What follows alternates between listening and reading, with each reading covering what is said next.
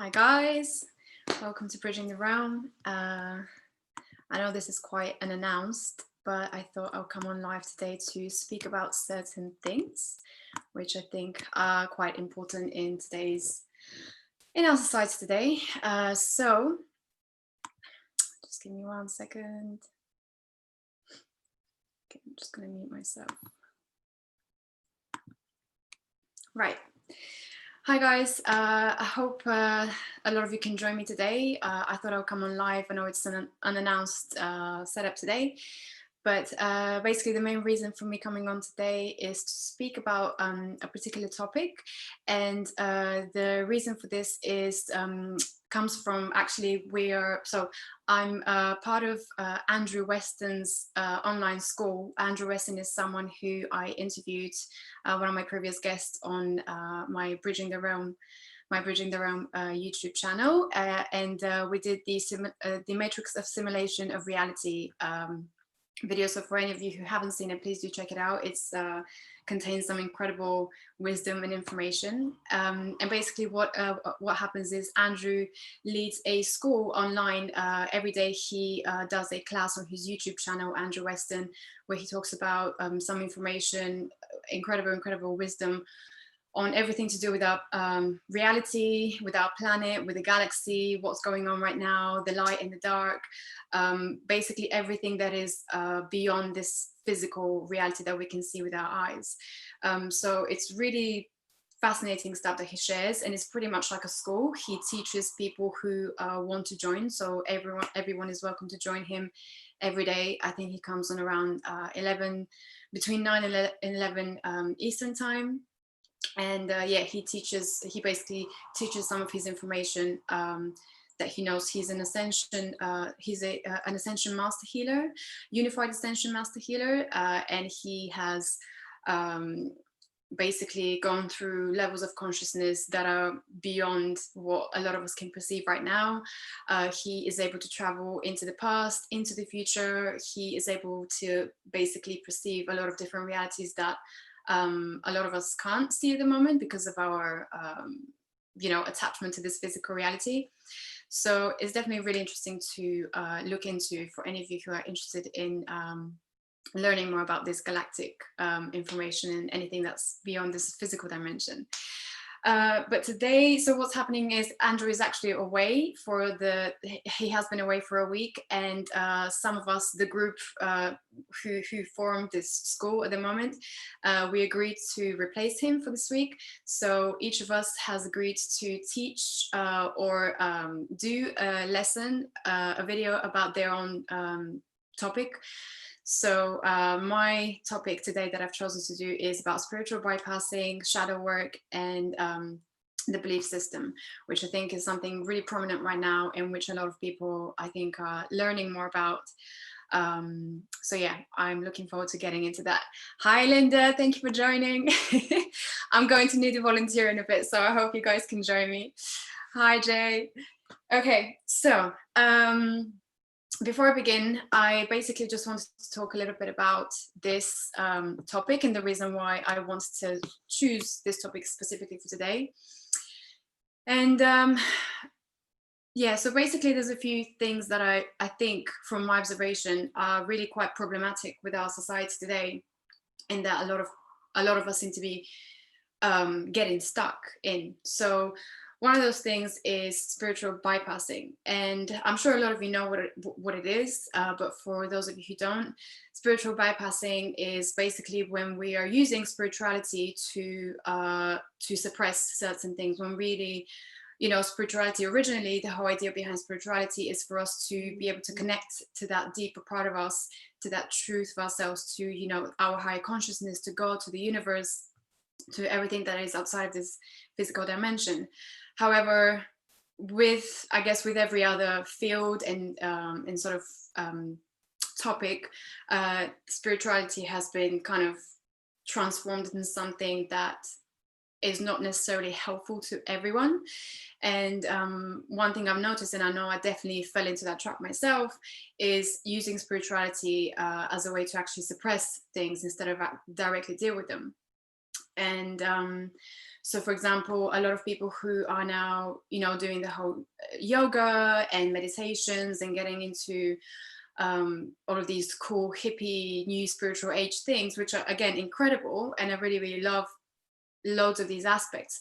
However, people who are doing that, they're thinking that they're healing themselves by doing a little bit of yoga, a little bit of this, a little bit of that, but actually not really healing the core issues that are really the things that are getting them, keeping them stuck in loops, in situations, and in routines that we're actually trying to get out of. So I know I myself have done that, and a lot of people actually do that, and we do that all the time, a lot of us. And of course, you want to get away from the sort of materialist world, and the other side of it will be the spiritual world. But then the spiritual world again is not all light and love. There are a lot of things actually there that are dark. So unless you use your discernment and your intuition to discern whether something is actually helpful for you, then you might get caught into a trap.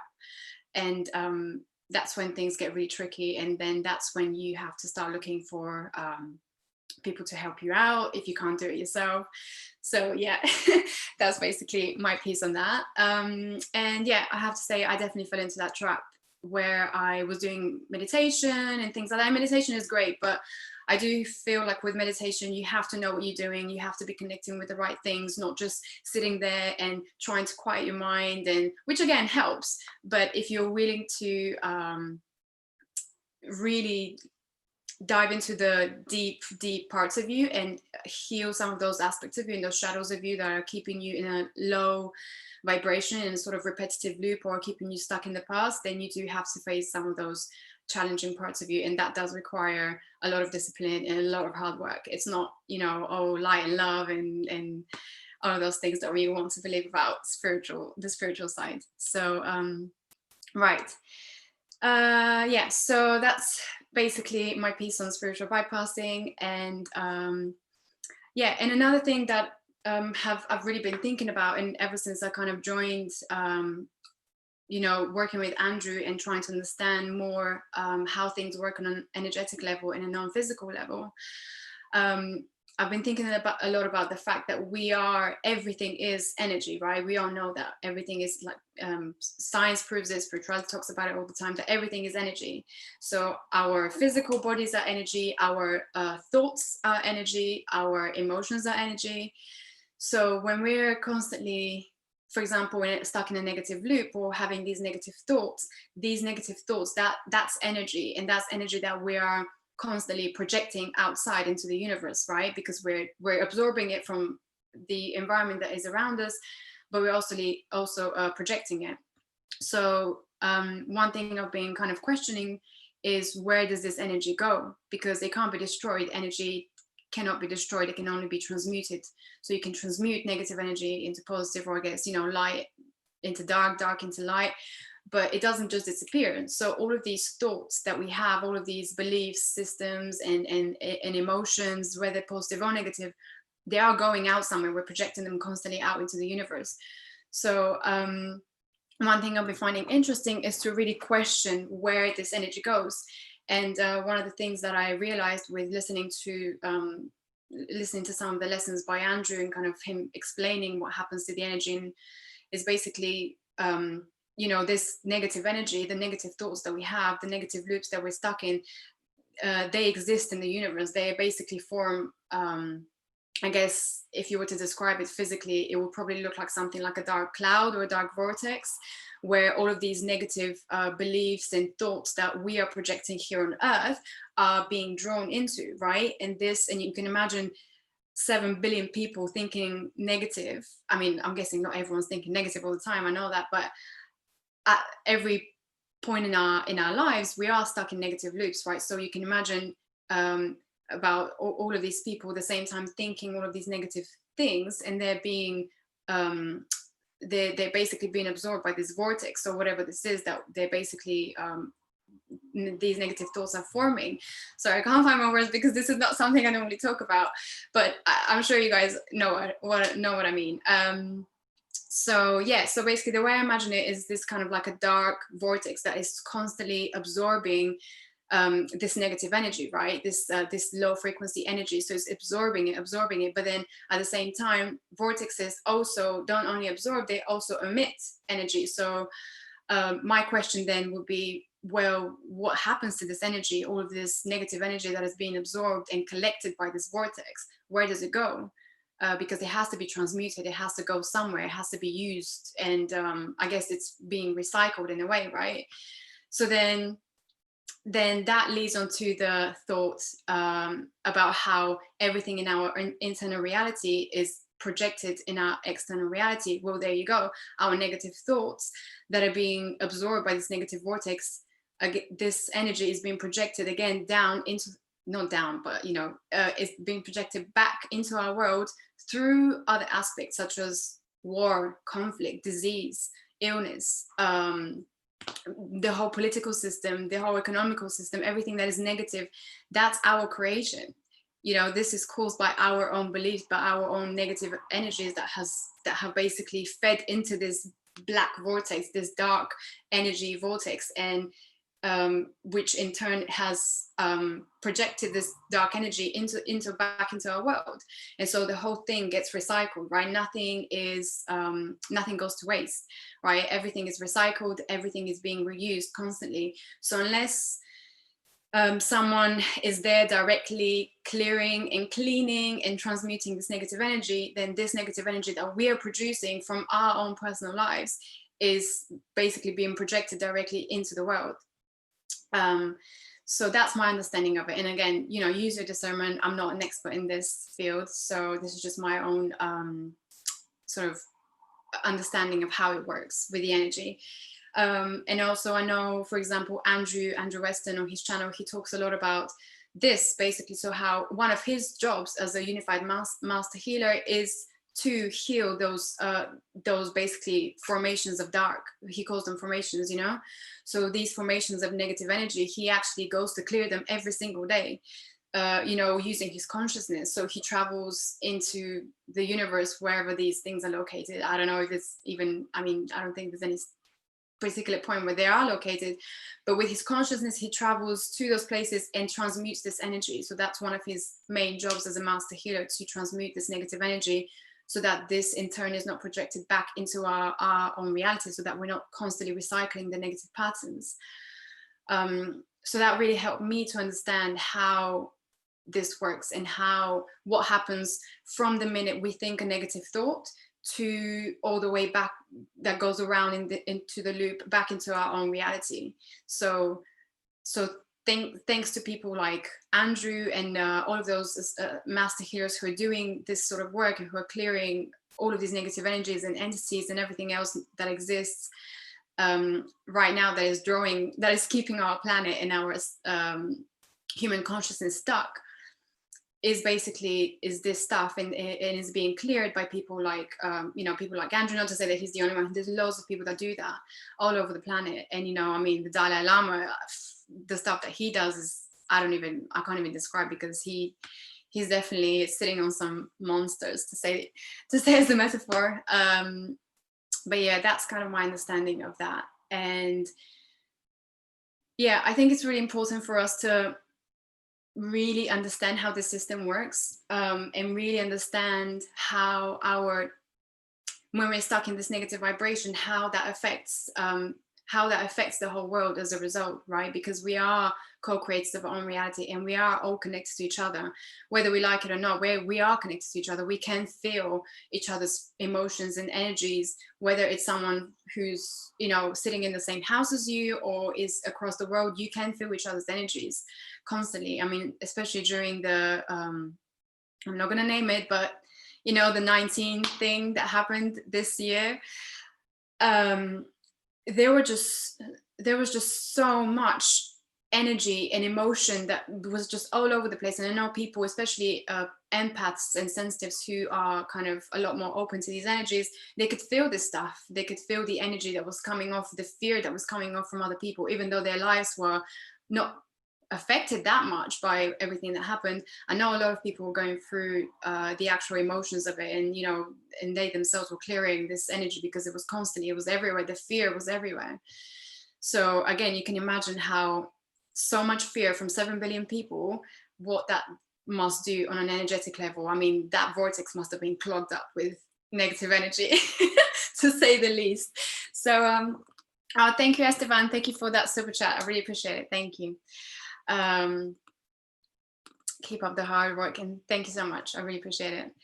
But yeah, so basically that's something I've been thinking a lot about, and I think it's very important for everyone to really understand that, even if you don't work, or if you don't deal with in any of this kind of spiritual business, or you know, you're not really doing anything to do with that, that's fine. But the fact is, everyone's thoughts are affecting our reality. Everyone's thoughts are affecting their own reality, their own bubbles, our own bubbles, but also the planet as a whole. We're constantly, you know, is this loop again. Our thoughts are coming back to us, our negative emotions, everything, and positive emotions. And that's why I guess, you know, we're being taught right now by all of the good teachers out there to focus on positivity, to focus on being in the present and living in the present, and stop focusing on the past and the traumas and the negative emotions and memories that happened. Yeah, but again, while this is doable, and I know a lot of people do a very good job at it in terms of focusing on positivity, and you know, keep focusing on all the good things in your life. I think we all know by now that no matter how much you focus on positive, there are certain things that within you, within our psyches and memories and emotional bodies, that are just stuck, and they keep drawing us into these negative spirals of these negative events or emotions or situations that keep repeating themselves over and over again. And that's because mostly because when we experience those original traumas, we didn't allow ourselves to go fully through the through feeling those emotions, through the healing process. And so what happens is, when we feel that negative energy in the experience, when we go for a negative experience or emotion or trauma of any kind, as human beings, we were programmed not to experience fully those emotions, not to own them, and instead to suppress them, to deny them, to disown them.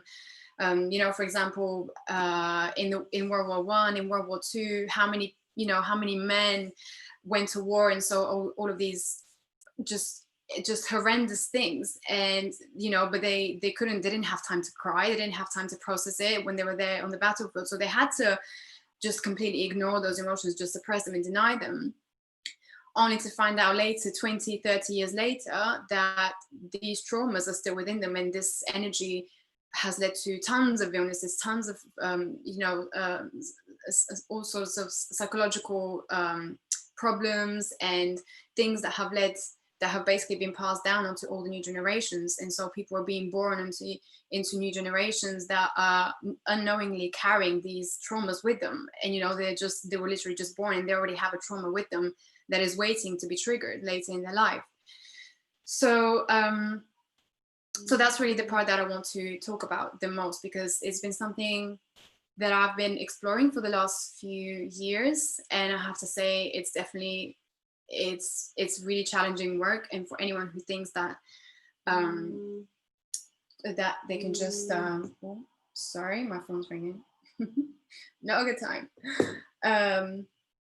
So yeah, for anyone who basically is going through that, they would know that it requires a lot of discipline to heal any sort of aspect of our emotional body, especially because the negative emotions get stored in our emotional body. So we have the physical, the mental, the emotional, and the spiritual, right? I know there's more, but these are the four main basic levels onto which we exist.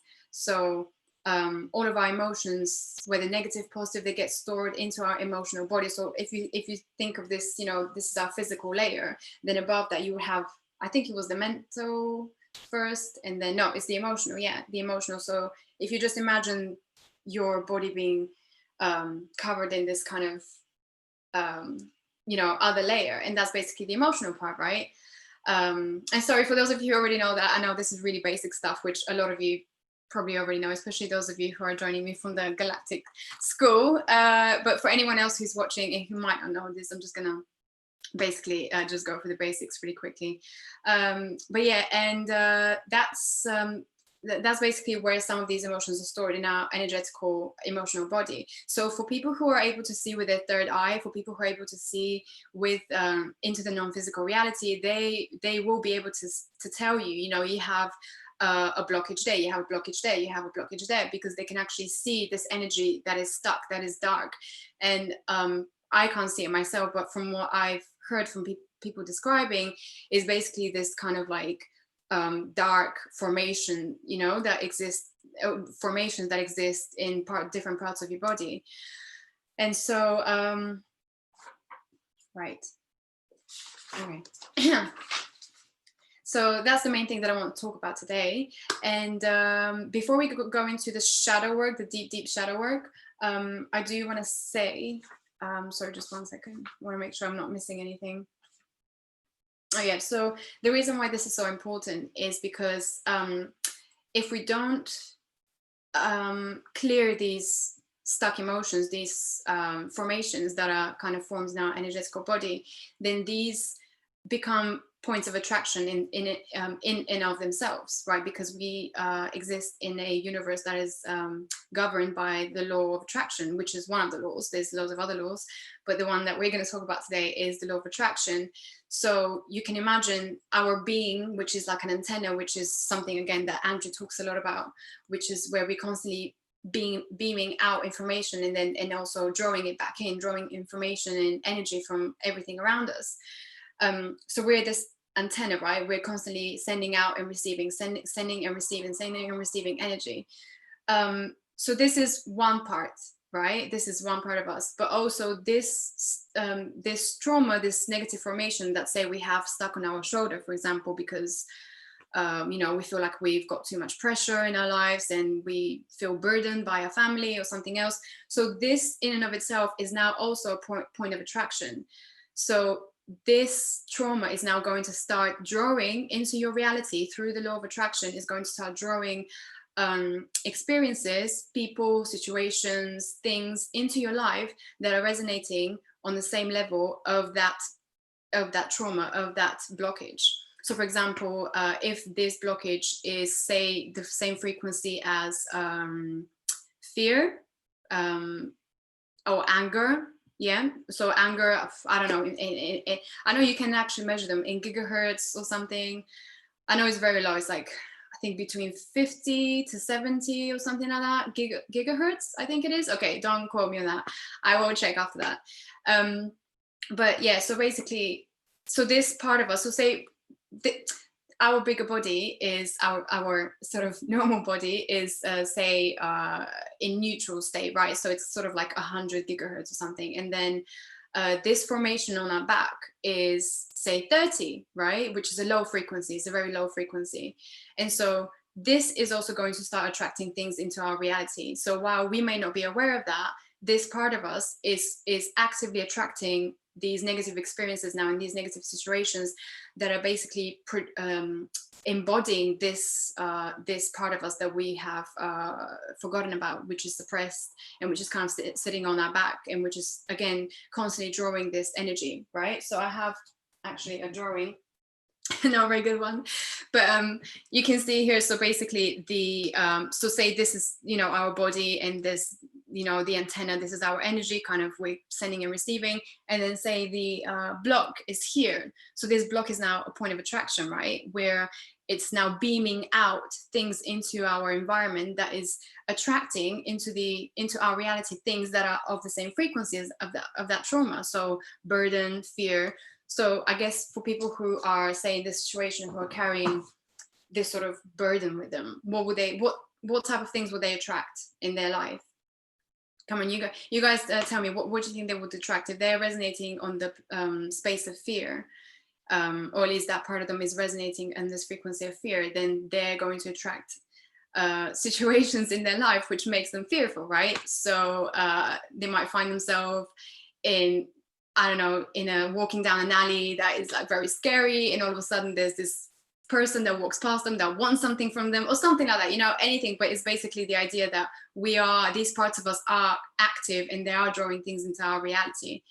So it's very important for us to you know, to constantly scan ourselves, which is something again that Andrew talks about a lot in his school, is about the importance of every day. When you wake up, as soon as you wake up, you have to scan your whole body, you know, with your consciousness, and scan like a radar your whole body, and try to feel into any places in your body that might be off center or might have some sort of a heaviness in them, and then question that. Where is that coming from? Is it from me? Is it like a past emotion that is stuck? And then try to use healing methods, or using some healing tools, which we're going to cover later, to basically release that energy from your field, so that it's no longer a point of attraction. Okay, I hope that's clear. Is that making sense? I hope it is. Okay.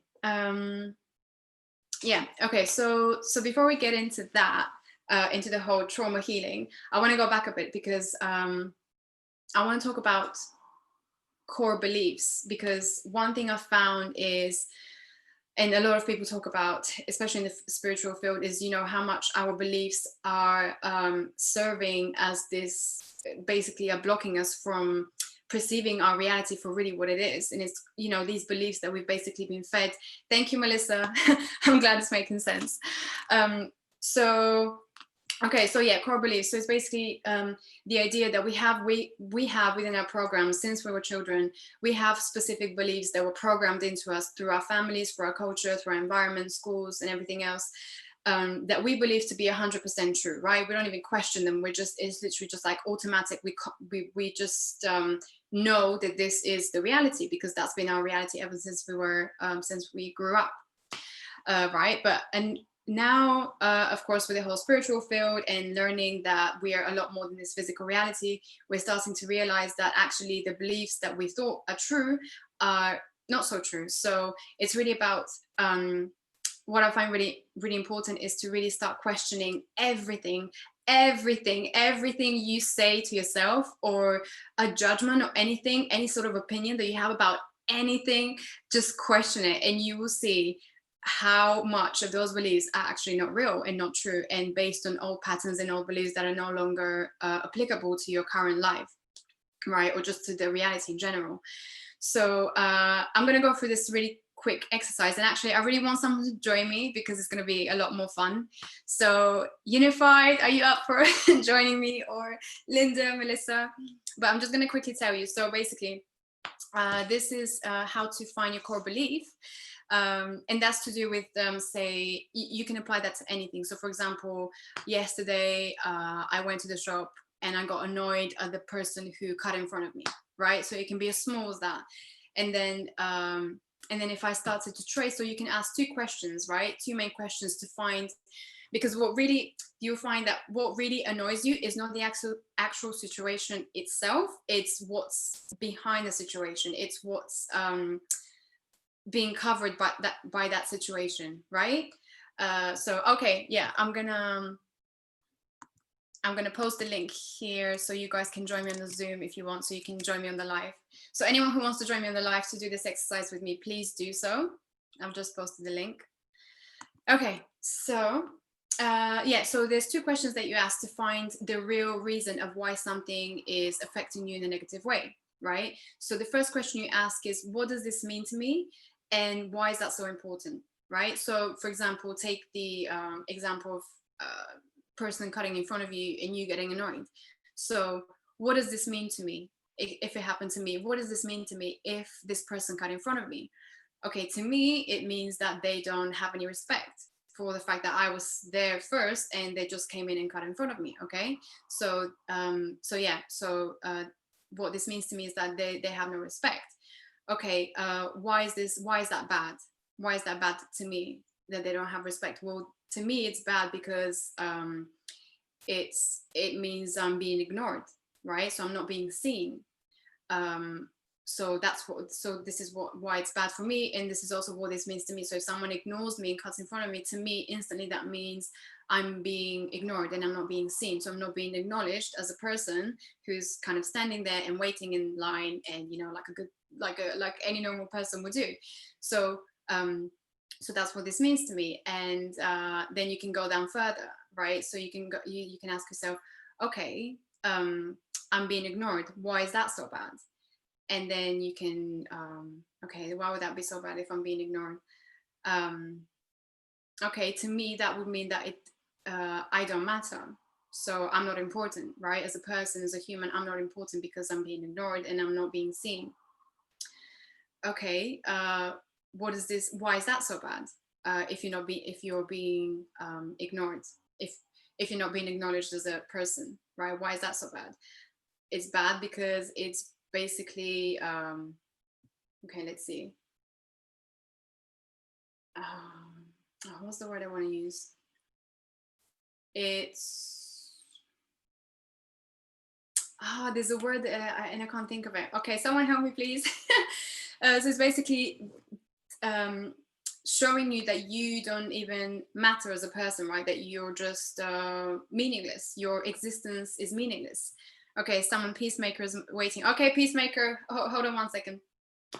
Okay, so this means to me that why that's so bad is because then that means the person is making my existence meaningless because they're ignoring me, they're not seeing me, they're childhood trauma. Exactly, it comes from childhood trauma. So then you basically narrow it down, and then until you get to some sort of a aha. Okay, so this is the you get like an aha moment where you feel like, okay, this is the real reason why this annoyed me. So it's not the fact that this person just cut in front of me, is the fact that they're basically ignoring me as a person and not even acknowledging me as a human being. So that's, and again, this comes down to the experiences that you've had as a child, because what could be triggering to one person could be completely just doesn't really make any difference whatsoever for another person, right? Okay, so let's try this with a real human. Okay. Positive regard. Yes, Vanya, yes, positive regard. Okay. Peacemaker, hi. Can you hear me? Okay, I think you need to unmute yourself. Just one second. Hi, Lynda. I made it. Hi. Oh, I didn't know your name was Peacemaker on YouTube. Oh, this is the first time I'm using Zoom on my phone. Oh, So, really? Okay. so if I was in the waiting room, I didn't hear anything you were saying because I wanted to pause the video. I didn't want to. Okay, that's fine. Perfect. Okay. So what I was just saying is how to find is basically we're in the process of finding our core beliefs, right? And there is a process that I'm using, which is actually by a spiritual teacher called Teal Swan. So you guys, you've probably heard of her, but if you haven't, definitely check out her work because she's amazing. But she came up with this basically with this 2-step exercise to find your core belief of something. So to find out the real reason of why something is really triggering you. So it's not the actual situation, but it's what the situation represents for you, right? So Lynda, you're on a hot seat today. Okay. So don't worry, you'll be fine. Where's the rest? No, where was the rest of the team? Come on. I know, everyone. It's okay. They're supporting us. In the wings. But okay. So can you think of a situation in like the very recent sort of past that you experienced that kind of annoyed you or made you feel sort of low or very negative, or any of those kind of negative experiences where you thought, I didn't like this experience? Yeah. I mean, were you talking about something that would turn into deep shadow work or something that just irritated me? It could be anything. It doesn't have to be a deep shadow work. It could be anything that irritated you or that you were like, oh, I hated this like today, anything like that. Yeah. I could think of one recently. Okay, tell me, can you give me a brief description? Oh, sure. Let's see. So I don't wear the mask. So that's just my personal belief after all my research. And I was at the store with my son, who also doesn't wear a mask, and both of us have asthma. So I told him, if anybody says anything, just be nice, just more bees with honey, just say medically exempt. And that's it. I said, don't try to argue with them about mandates and what it means and all that. So in the store, they're playing this announcement over the speaker where they usually play commercials. And they start playing this state mandate, everybody wear a mask kind of thing. And this woman comes walking around the aisle and she has a red mask on and she She points at it like to me, and I said, medically exempt. And she backed off and went, oh, okay. Well, a few minutes later, somebody must have reported us, because a few minutes later, a manager comes walking over with a bag of masks and he's trying to get us to wear it. And I said, medically exempt. And then as he's backing off, he's saying something like, yeah, I can make up anything too. Well, that really irked me. That really made me feel like, yo, because I don't want to trigger other people. And so I had to question my whole state of being, because as I'm in there and I'm in my multidimensional state, I'm not making eye contact. You know, I'm not doing anything to trigger anybody, and still aware that I could be. But what's upsetting is when it projected back at me, I guess I had a little bit of fear that somebody would approach me, or my son did. One of us did, because we had two people and nobody's ever said anything to me. But it was the way the guy was so judgmental to me. I had to reflect back and say, where am I being judgmental? Do you know what I mean?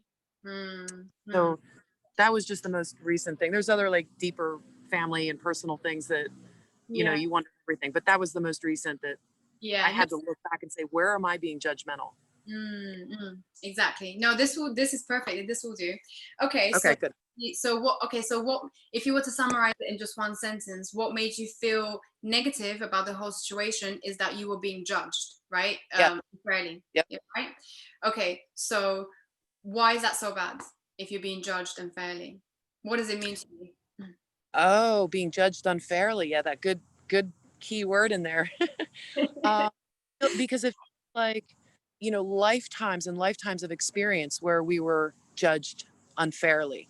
You know, it's like a buildup of stuff that's a deep rooted program that is the onion layer, where we keep going down, you keep going down. It's like, you know, yo, you don't know me, or you don't know what I believe, or you don't know that I really love you and I care about you and I'm trying to help you. Like it feels like it's falling on deaf ears. So that's why being judged unfairly just didn't in the past sit well, as I'm trying to get deeper into that root cause, you know, many lifetimes of experience, I think.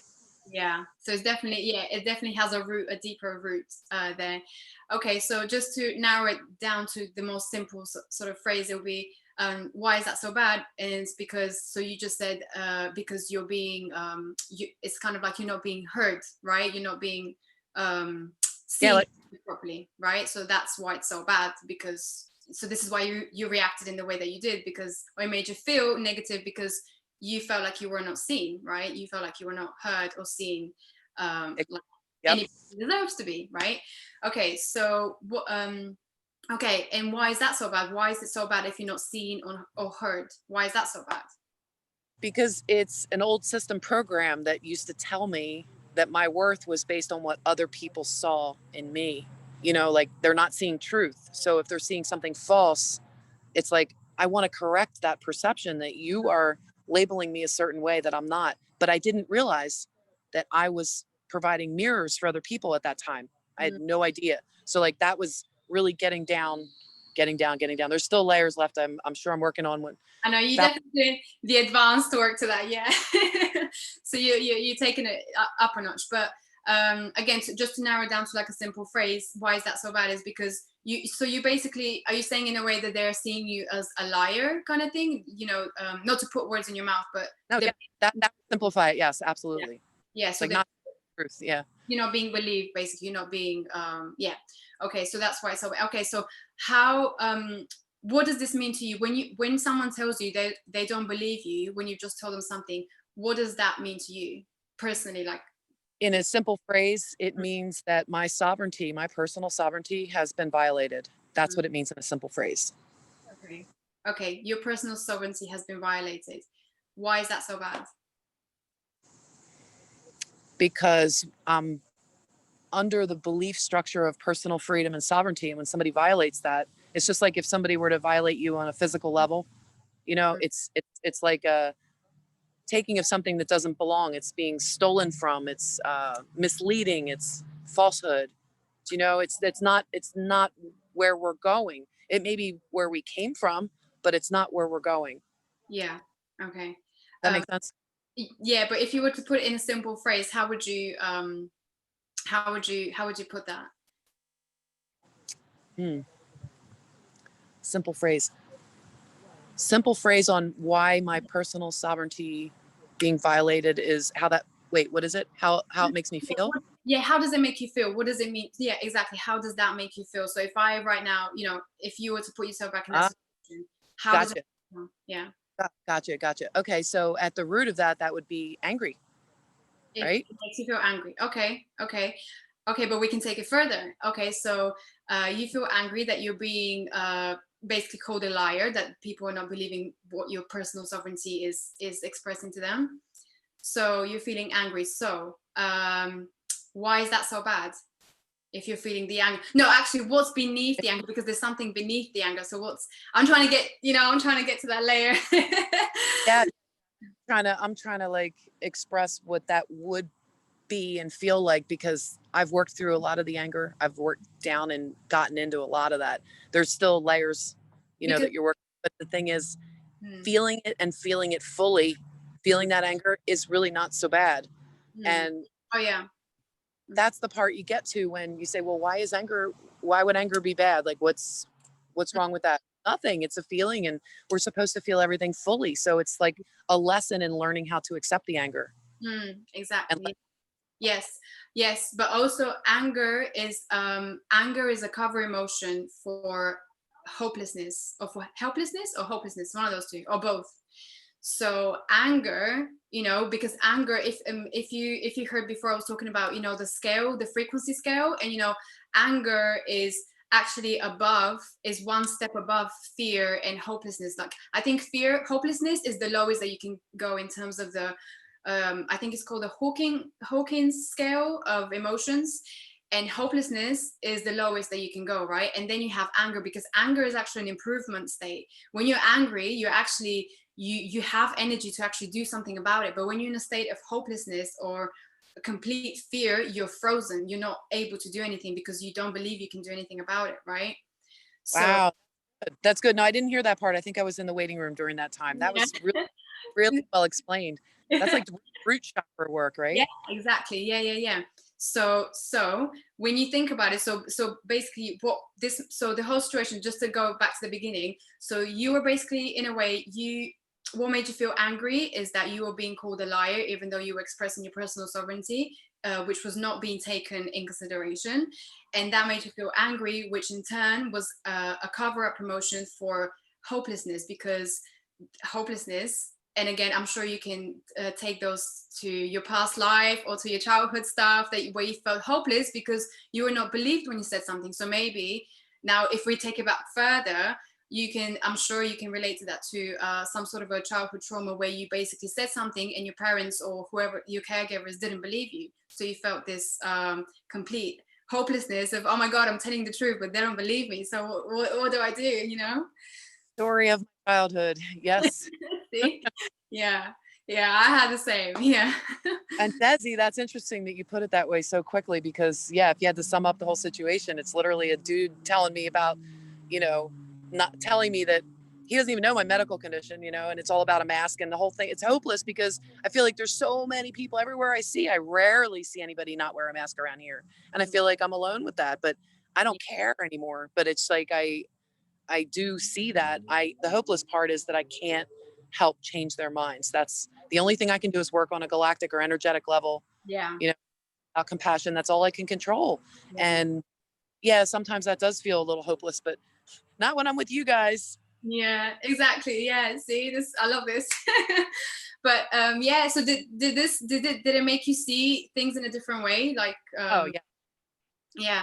I love I love how you tied it all together too, because it's when I yeah. first, one of the things I was working on was root chakra work. And Andrew appeared in one of my dreams before I fully committed to, being on and hosting and doing all that and just doing daily classes. And one of the places we were was in my root chakra, and he was there with me. So, it was a pretty amazing dream. And it just absolutely, my dreams speak to me. That's where I get my truths, my inner self. So I'm Yeah. glad you tied that right back to the root chakra. Thank you. I already feel lighter. Oh, I'm glad. But it's so simple and can be, and again, I'm like, this is not my process. I got this from Teal Swan. So everyone, like, please check out her work. It's amazing. It helped me so much. with kind of really rooting it down to the core issues of, why is this making me feel like this? Why is that making me feel like? And you can do that with anything. It can be literally as small as that, someone saying to you, no, you're wrong, or, you know, something like that. It doesn't have to be a huge thing, but again, it makes you realize where that problem or that root thing is coming from, the issue. And again, that's, in a way, that's kind of why you drew that experience into your reality. Why? Because it was sort of unhealed, or, you know, we still have all those aspects of us unhealed. Many of them are, because there's just so many of them. But that's such a easy way to just get down to the root issue and be like, oh, okay, I didn't realize that. So yeah. Very good, very good. You're Yeah. doing excellent, by the way. You're Thank nailing them. you. Yeah, you should go live more often. Oh my god, I've actually wanted to do this one for a while, so I thought, you know what, today I'm actually going to do this. So but yeah, let's do one more. It's not going to be the same, it's actually different. So now that we have this this belief, right? So the belief is, just to put it in a simple phrase, I feel hopeless when someone doesn't believe what I'm saying. Oh, right. I feel hopeless when I'm not being believed. Right. When my truth is being ignored, to put it simple, right? So this is your belief, right? This is your belief that you've carried with you throughout your childhood, since the first time this happened. Okay, so now we can change that belief, right? So because, okay, so just to explain it in from the way I perceive it, is we have these beliefs, right? And the best way to kind of visualize it is, say we have this table with 4 legs, right? And oh, Jerome wants to join. Okay, 1 second, Jerome. I'll just finish this. So we have the table, right? And we have 4 legs of the table. Each one of these legs represents a situation that backs up that belief, right? So in your for example, in your circumstances, it was a time, the first say a time that you said something to your parents and they said, no, I don't believe you, you're lying, kind of thing, right? So that forms 1 leg. And then what happens with our lives is, we go throughout our lives, now that we think we are not being believed, that we are liars, we look for that proof constantly, because we associate ourselves with, oh my god, I'm a liar. Okay, so now every time I see a liar, or someone being labeled a liar, or someone who's not telling the truth, that means that that is me as well, right? So we start associating ourselves with that person and that person and that person, because they're being called untruthful or whatever, anything like that, right? So each one of these situations represents another leg to the table, which supports that table and makes that belief stronger. So we're basically now at a point where we have this strong foundation that is built on all these situations that supported the belief that we are not believed when we're telling the truth, that, oh, that we are a liar, or this person, that person, right? So that's the core belief, which of course we know now that, I mean, we know it's not true, because it's a situation that happened, which was just at the time of the situation. Okay, so now that we know that, how can we change this belief? So I'm just going to go for some points, and we can do this really quickly. Okay, so the first way to change a belief is by, first of all, identifying your core belief, which we just did, right? So that's ticked. Then we examine the core belief and why we feel this way, again, which we already did. Then you determine if your belief is beneficial or detrimental. And then we make a list of each, we make a list of what made it detrimental. So for example, you can list, you know, I'm sure you already have the situations in your mind of what happened, or the situations that happened, and it backed up this belief that you're not being believed when you're telling your truth, right? So what we can do now is find alternative explanations to those, to the evidence that we've provided. Okay, so basically, think of one situation where this happened when you were young, when you were a child, when this first started happening. Think of one situation and explain it to me, and we'll basically break it down in a way that you now can see it from a different perspective, if that makes sense. Wow. Okay, you want one. Oh boy. Okay, so the mind's going blank on one, but I know where you're going with this, because it's like the neural pathways that keep reestablishing, like the legs on the table you spoke about. And it's confirmation bias. So, I mean, I have to say, all of these incidences that have happened, they were reinforcing it to get me to the understanding, that understanding that I needed all of it to become who I am. I needed it all to see exactly what I stand for, because this is not what I stand for. This is not what I stand for every time that experience happened. Yeah. So to give you one example would be probably impossible right now because my mind's not even drawing on the details. Yeah. I'm Yeah. I wish it was. I'm searching. I'm still searching the data banks, but I know that that work has been done, Mm. and that it brought me to where I am right now, so that I can know exactly who I am, and like I said, what I stand for. I stand for truth, and I always have, and I've spoken my truth, and I might have put some blankets on it at times or lowered it down, but I'm sort of working through and coming out of the throat chakra and up into the mind and connecting that with the heart system. So when I'm speaking my truth, I feel that in my body. I feel those responses, and I know if it lands on somebody else that they need to deal with that. That's not mine to deal with anymore if they Yeah. don't like it. Do you know Yeah. what I mean? Like I'm kind of that. I'm Yeah. sorry, I'm ranting because I'm still searching my data banks to No, get no, no. I actually know that you've already done, because I know you've done a lot of self-healing stuff, and I know you've already covered that. So let's just use, instead of using past examples, which I know actually Andrew's not gonna like very much, because he's always like, "Don't go in the past, don't go in the past." But let's just use this for example, right? This situation that happened in the store. So how can we flip it, right? So in the whole situation that happened, what can we use that is against the assumption we just made, that basically this person thought you were not telling the Okay. truth, right? All right. Okay. So let's say that was the woman who first pointed at the mask, the first person. When she backed up and reacted like that, medical exemption, it planted a seed in her mind to think before she's so quick to judge. And as far as the manager goes, when he flat out just called a name, it's like, dude, you're going to be getting your karma back. At some point, someone's going to call you a liar. You're going to have to figure it out, because he's probably got something to say. And I also planted a seed with him, whether he knows it or not. Yeah. Yes, true, very true. But I also want to add, let's look at this perspective as well, right? So say the woman that pointed, that first did this, so she was probably thinking, I mean, I guess if I was in her shoes, I would be like, and I'm wearing a mask, I'll be like, oh, why is this person, why am I wearing a mask and this person isn't? But at the same time, I guess a part of me would be like, you know what? I actually don't really believe in this whole thing, and I'm jealous that this woman is what do you say? Brave enough. Yes, thank you. Yes, exactly. Maybe. Brave enough not to Yeah. ask, because she obviously either doesn't believe in it, or whether she's medically exempt, doesn't matter, but she obviously thinks it's okay not to walk around without a mask, right? So a part of me is actually jealous that this woman is brave enough to actually do that, and I'm not brave enough. Wow, good perspective. I Yeah. like that. Fine. So in a way, what you were doing was you were projecting a part of her that she has suppressed, which is the part of her that is brave, Wow. right? Oh, you're right. Oh my God. Good point.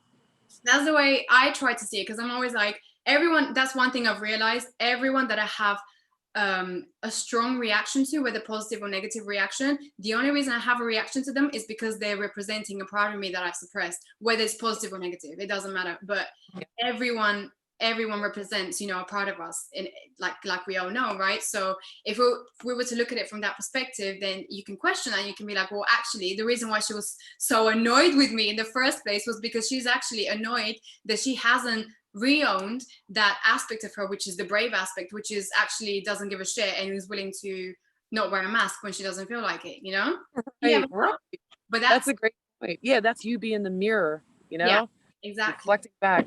Yeah. Oh my God, that's great, Desi. I love it. I love you so much. Thank you. But yeah, so this is basically, so if we think of the table, we've basically just taken off one leg from that table, which is that belief of basically this person was against me, right? Was doing something against me, when actually they were doing something that was more for them than for me, if that makes sense, right? Yep. So yeah, so that's kind of how one of the ways in which we can deconstruct a core belief, and we can flip it around so that we can actually see it from a different perspective that is not so detrimental to us, but we see it from a more neutral standpoint. Does that make sense? It does. Excellent. Oh my God, you're awesome. You're awesome. Thank you. Okay, Thank you, let Debbie. Jay in. And is there anything else you wanted to cover, to add, or? No, I'm good. Just thank you for stepping up and thank you for being on here and shining your light and speaking your truth. Your work is always appreciated. Thank Love you. you, girl. Love you too. And guys, if you haven't seen Lynda's channel, Lynda Light, definitely check out. It's amazing. She just shares some incredible wisdom on there. And we have something called the Galactic Roundtable every Thursday night. So it's really fascinating stuff. So just check it out and you'll see what I'm talking about. But yeah, thank you so much, Lynda. Bye. Take care. Bye. Bye. Okay, I gotta Jay, figure. where are you on? Where's Jerome? Wait. Okay, Jerome, you can come on. Sorry. Right. Okay. Okay. Okay, I hope this was interesting and entertaining at the same time. All right. Jerome, do you still want to come on? Do you want to do any of those beliefs? Or we can do, actually I have something else coming up. So if you want, you can join me for that one. And that one is deeper. So prepare yourself. Okay. Right. Okay, so we did how to find a core belief. Then we did how to change a core belief. And now I'm going to go over, I want to speak a little bit about trauma and how trauma is formed. Okay, Jerome's here. 1 second.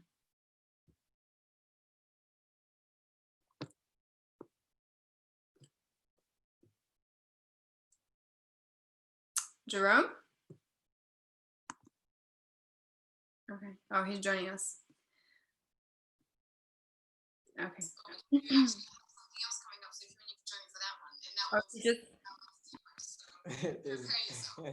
It's deeper. Right. Okay, so we did. Wait, hold on. Oh, good. Hi, Jerome. Thank you for joining. You'll be my second test. Yeah. Okay. I don't know if you heard any. Did you hear any of the Lynda? Any of the things that we did with Lynda? Yeah, it was very interesting, and what it brought up for me as well too.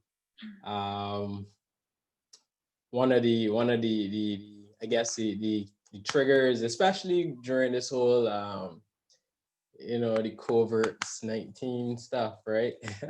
Is that the whole thing with the vaccines, and it usually would it well, I recently cleared that as a shadow aspect. So what it did do is it brought me back to a time when I was in primary school, and actually like having to like stand up in line, because listen, my perspective of school, right, is of like a concentration camp.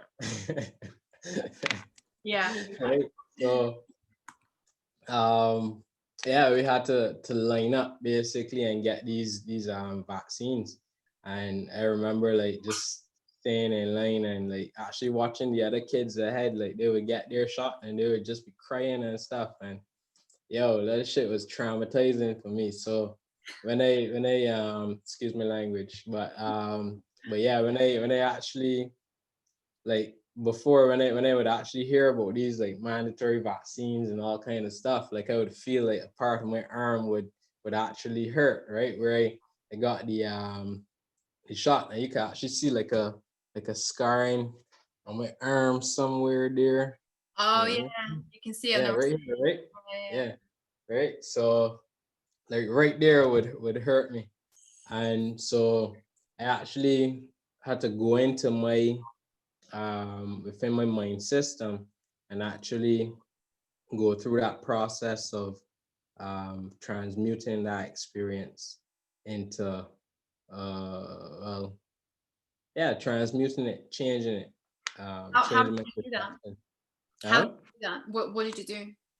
So Nick can actually do it right now. So what do I do? So usually if I feel like a reflex or a response in my body, I would often tune into it. And most often, if not, I would get like a response within like a memory or some kind of visual, Mm. right? So it may come up if you're for example, if your leg feels constricted, you tune into it, you might be able to imagine it as feeling like if there's like a snake wrapped around your foot, right? And so I usually kind of like play with that idea or that visual and actually correct it or alter it. And what happens is that the response in my body would change. So the light formation or the program system within that part of my body would then change, right? So the pain would go away and stuff like that. So for example, with this situation, with going into my memories of the vaccines and stuff, um, what I would do is turn the situation into like light formation. So I would basically visualize it turning into light and essentially restoring any power that was taken away within that situation, because it's a situation in itself of taking your power away. Like you're being forced now to take something that you don't want to take, and Yeah. you seeing every like causing pain clearly to other people, Yeah. and you know, and so basically restoring that power back to self. And so what I would do is visualize it, see it turn into light, and basically going through the thought processes within my mind, within my feelings, within my emotions, right? And then allow that energy, that power to come back to me, to my core self, right? So that's one example. Um, yeah. So So when you say that you used light, you converted everything to light, what do you mean? Describe that to me. uh so it's the same thing how Andrew would, or yeah, it's very similar to how Andrew would call like pixels, pixel conception system. Um, I kind of basically, I usually see things as light if I choose to. So, or more like different types of coloration formation. So, um, usually if my mind brings a memory, what I would do is just turn like basically like pixelate everything into light formation, right? And I would see it as so originally it may be a certain color depending on which chakra is in. So it may be like red. For me, that would be like a red formation. And I would basically like change the color of it. Um, and then see it basically like dissipating, right? So with that, then I feel like a letting go of that formation that is in my mind. So simultaneously, it is now rewiring my neurons and stuff to actually process a different, um, a different formation. You can also change your perception of it as well too. People do it all the time, right? Mm. Um, Yeah, Linda said like a holographic display. Yeah, so like a holographic display, right? You see everything as a hologram. So you must have associations with specific colors then, because if you use a specific color, I'm guessing you use one color for healing and one color must mean something else, right? You must. Do you have that? Do you have? Yeah. Or do you just use whatever feels good to you in that moment? yeah, what I do is I usually tend to like I can either set the intention of like assigning certain colors and what they mean to me, or I usually would run with the intuitive nature of what I'm picking up. So sometimes it wouldn't even form as a color, it wouldn't come as a coloration pattern. Like I was saying before, it could come as anything. It could come as like a kite, like flying in the sky, or or like how you see it sometimes, like a hot air balloon and it's tied down to the ground, and to let go of that, of certain energies, you basically like releasing the bags of sand or whatever the case may be, and allowing it to rise up. And so I feel the changes in my body as well simultaneously, right? So it's really intention is really really important when it comes to um a lot of this is in terms of tuning into the spiritual system. of things with everything, even physical reality existence. Intention is everything. It's really important. Yeah, I So completely. yeah. Yeah, so when you do that work, you first of all you set the intention that you want to heal that aspect of yourself, right? So it's kind of like you're very clear about why you're doing this visualization or like the healing that you're going through. Yeah. So the Mhm. intention, it's almost like the way I see it is kind of like by setting the intention, you're already kind of you're setting that um it's like you're aligning the energy to go in a specific direction in a specific way, right? Through the intention, it's kind of like it's almost like you're narrowing down the Mhm. I don't know how to You're say that. directing the energy. You are.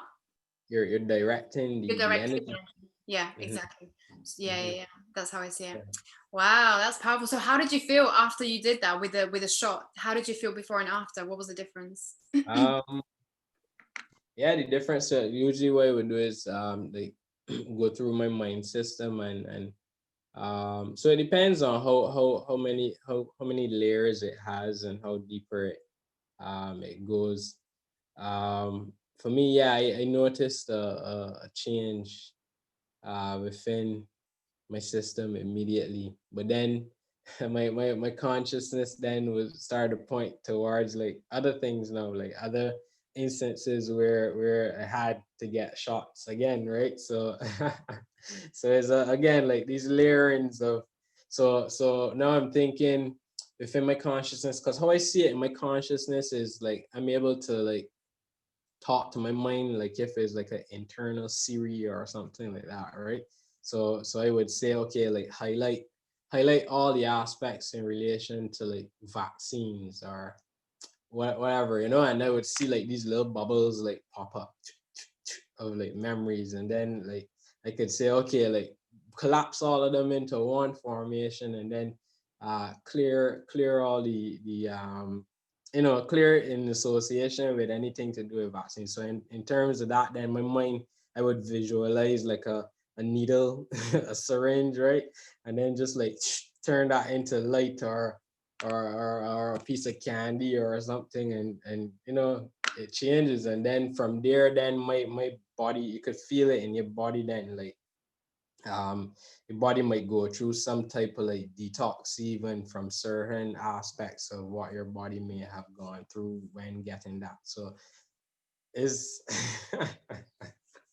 Yeah, yeah, totally. the as Andrew would say, the mind system is, or yeah, the spiritual mind system, and in general, like our own aspects of connecting to those realms of possibility are endless Yeah. application, right? And it's really just trusting in yourself, just trust it, like don't, and that's where the doubt tries to come in, the ego tries to stop it, but you just gotta run with it. Yeah, the ego always tries to get in the way. I mean, Yeah, yeah. yeah, no, you described it perfectly though, and that's actually because I have here listed a few different ways of kind of how I deal with trauma, and you described perfectly like two of the ways, which is kind of going back to the past memory and altering it, and also using visualization to alter everything. So, and that actually, from what I know, that actually changes the memory itself. So it really does affect the actual memory itself. So it alters completely the memory. Mhm. And the way I was explained is that it alters the vibration of the memory. So for example, if it was this negative experience that happened, which is with you, it was like being forced, for like something being put into your body that you didn't really want to. That's a negative experience, and it has a specific frequency, right? So what you did is you altered that frequency, you altered that vibration by going back there and changing what happened. So you actually altered the vibration of it. So Yeah. yeah. And then it what it would do then is change the vibration then in your now moment. So you're Yeah, basically altering your version of the past. yeah, exactly. Yeah. And Yeah. also what it did is change every other experience that was related or a direct result of that original trauma, because Yeah. that original trauma was like the root cause of this thing, right? That led to all these other experiences that were similar to this because of that original trauma. So it also altered all of these other experiences. So that's the way that's the way I understand it works. So yeah, now you explained it perfectly. yeah. Wow. Well done, Jay. Well, you did my work for me. Thanks. I think I'm done here. Yeah. No, that was brilliant. Yeah, there are a few other things that I wanted to go over with the trauma stuff, because, well, actually trauma and shame, because apparently shame is the biggest cause of trauma, and is the so yeah, I'm just gonna talk a little bit about that in terms of what I've understood under that. So yeah, you can stay on if you want. All right, my battery might be dying soon, but I'll stay till it goes. Stay until you can, yeah, okay. All right, so okay, so yeah, Jerome already perfectly explained one of the ways in which you can deal with trauma, and yeah, I'm just gonna go back to I just want to explain a little bit about my understanding of how trauma is created, right? So okay, so internal, okay, so basically what happens, so okay, so what I'm gonna I'm gonna leave it. Well, you need me to stay more, or that's our. Well, not for now, because I'm just gonna go through the points, and then you can join again if you want after that. If I have, because I'm gonna have some more exercises, so you can join for that. All right, thank you, Jerome. Thank you. Thanks. Bye. Okay. All right. Oh, that was brilliantly explained. Such a good example of how we can use visualization and going kind of altering events from memory, and basically heal those aspects of ourselves that are stuck, which is what I was talking about in the very beginning of the video, and about these parts of our emotional body that have these sort of black formations and these dark formations that are basically sitting there like these tumors, I guess, in the energetic field. So that was a really good way to remove some of them. Okay, so but I just want to go back to trauma, and I was listening to this really interesting talk by this spiritual teacher called Teal Swan. Again, if you haven't seen her work, definitely check it out. But one thing she talks about in terms of trauma is that trauma is formed as a result of shame, right? So shame is like the biggest reason or root cause of trauma. And basically what happens is when we experience a negative, when we are going for a negative experience, say for example, you are you want to spend time with your dad, for example, right? You want to spend time with your dad, and you kind of say, hi dad, play with me, and your dad's like, no, I'm sorry, I'm busy, leave me alone, da, da, da. And then and probably maybe your dad would say, oh, you're so annoying, leave me alone, be quiet, shush, calm down, and that kind of stuff, the typical things that we basically been told when we're young. And so what happens in that moment is you basically split. So your consciousness, not obviously your physical self, but your consciousness, your energetic self splits, right? So now you have this part of you, which is the part that is needing the attention by your dad. And then you have this other part of you that is ignoring, now feels like it needs to ignore this part of you that is needy, because otherwise you're just going to be rejected. It's like, and rejection as children to us, it means like, it's almost like death, right? And I actually spoke a little bit about that with my guest yesterday, Deos Fortier. He described it brilliantly in terms of how, when we're young and this trauma can be formed through those situations and with our parents. And basically we have to, as children, we do everything that we possibly can to reestablish that rapport with our family, with our dad or mom or our caregivers who are around us when we're young, because being ignored by them or being pushed away from them meant death. Literal, to us it was death, because it's like, this person who's providing me with everything that I need in my life is now pushing me away. So in that instant, and that happens literally in a second, during the experience, during the trauma, our consciousness splits, right? So, and the reason why it splits is because we have this need to now push away this part of us that is very needy and is wanting the attention, the attention. But because we know that this part of us is not getting anything and it's not getting anywhere by being this way, we have to split ourselves from this part and ignore it right?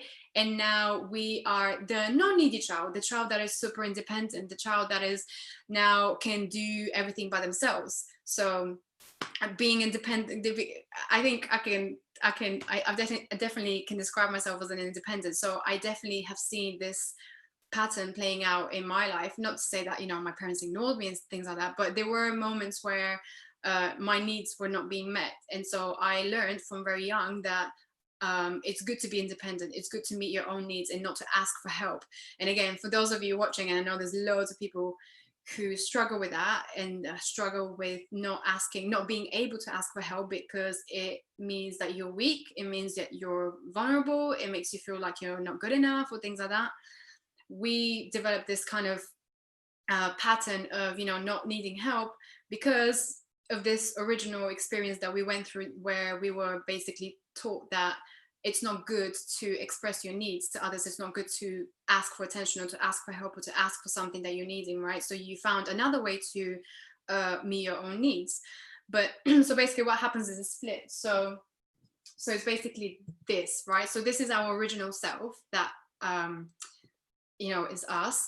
And then in that moment of splitting, we now have a second consciousness, like a second part of ourselves, like a consciousness. It's almost like a Siamese twins.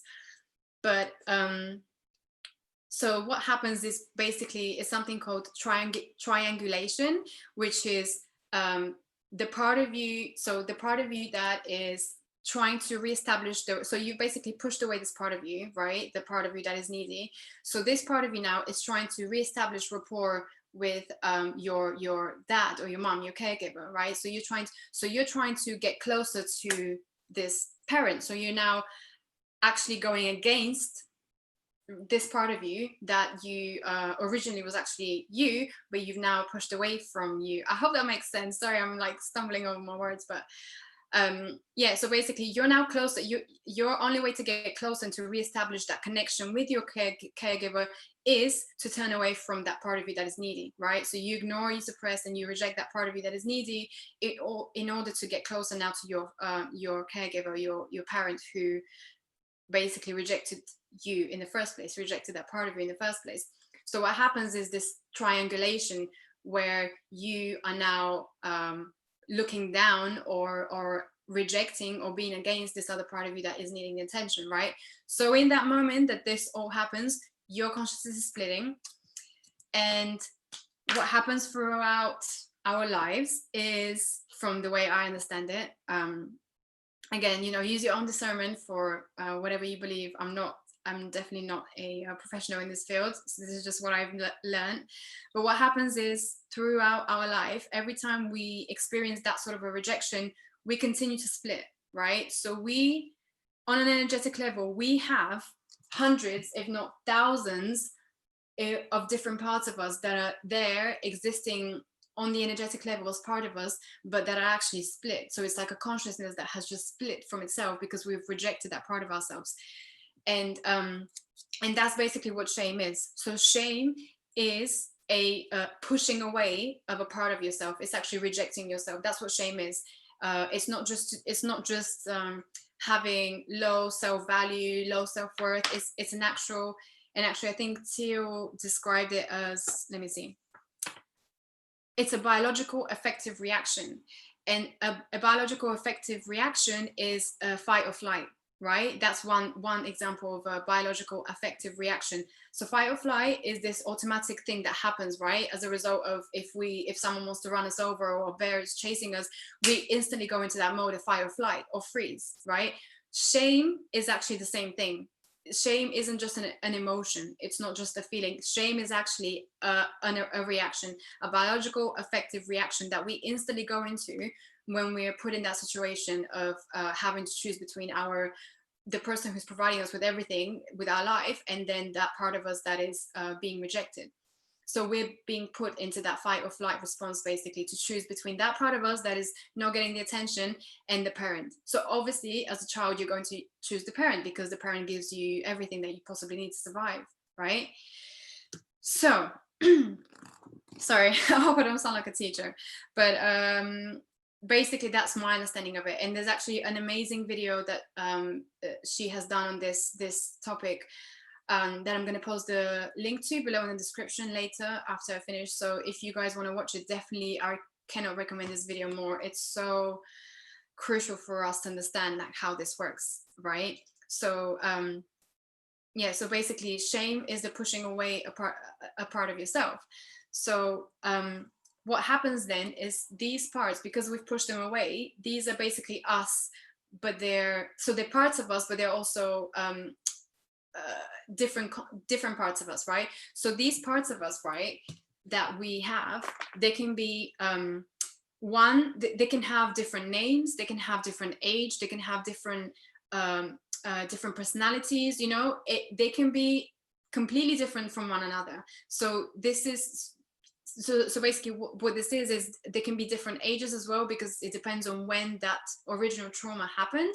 So for example, if it happened when you were 5, then that means that part of me, that aspect of me that has split, is now 5 years of age. So even though I'm 31 years old, I still have within me, within my energetic body, a part of me that is still 5 years old, because that part of me gets stuck. That part of me is frozen in time because of that trauma, right? Because we haven't allowed ourselves to process that trauma. And of course, when something like that happens, when we get rejected by a parent, or we're shouted at or anything like that, experience any of these negative experiences, we don't know how to actually process those experiences at the time when they happen, because of course we're children and no one teaches us how to do that. So what happens is this energy now that was created as a result of that the experience, the negative experience, is now, this energy is now stuck, is now, so I'm still 5 years old, there's a part of me that is still 5 years old, and then again I have another trauma, you know, 5 months later or 6 months later or 10 years later, and again that trauma, that part of me, that's 15-year-old self is stuck. So I might have all these different aspects of me that all these different ages, all these different personalities, all these different, they have different preferences. So basically that's what our